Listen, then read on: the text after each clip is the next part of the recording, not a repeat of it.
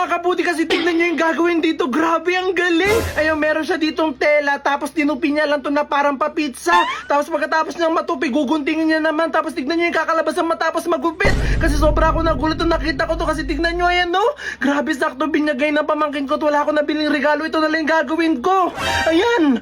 Wow! Buti na lang nakita ako yun. Sakto binyag ng pamangkin ko ngayon at wala pa ako nabibiling regalo kasi anong oras na. So gagawin natin yun, natitignan talaga natin kung maganda. So let's go! So sakto, nandito na nga tong sarong nga ni Mama. So ito na yung gagamitin natin para magawa yun. Sana wag magalit si Mama. Papalitan ko na lang. So tara, so una daw na gagawin, ilalatag muna natin to. So, ilatag natin siya ng ganito.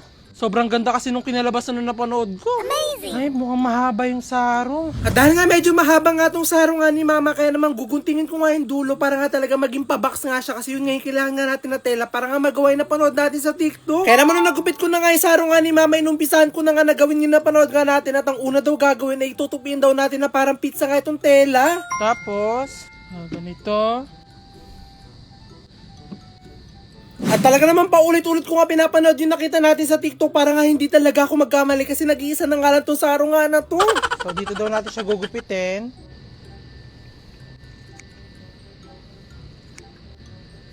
Cut din natin siya dito sa gitna.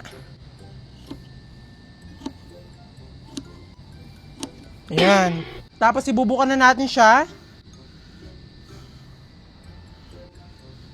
Ayan. Kuha tayo hanger. Na meron tayong hanger. So try na natin siya. So ito na. And 1, 2, 3. Hala! Ang galing! Hala! Naging dress nga siya. Ibang regalo na ako sa pamangkin ko. Amazing! Wow! Oh, di ba? Pwede nyo rin gawan yung ganito yung mga anak nyo. At dahil nagawa na nga natin ito, nakita natin sa TikTok, kaya naman agad-agad ko na nga siyang ilalagay dito nga sa lagayan para nga mabigay ko na nga ito sa pamangkin ko at sana nga talaga yung maganda. Ito na, meron tayo pang regalo. At talagang hindi nga nagkasya nga dito nga sa pamangkin ko at dito nga siya sa pinsan ko nga nagkasya, kaya sa kanya ko na nga lang ito binigay at ito na nga naging itsura nga sa kanya.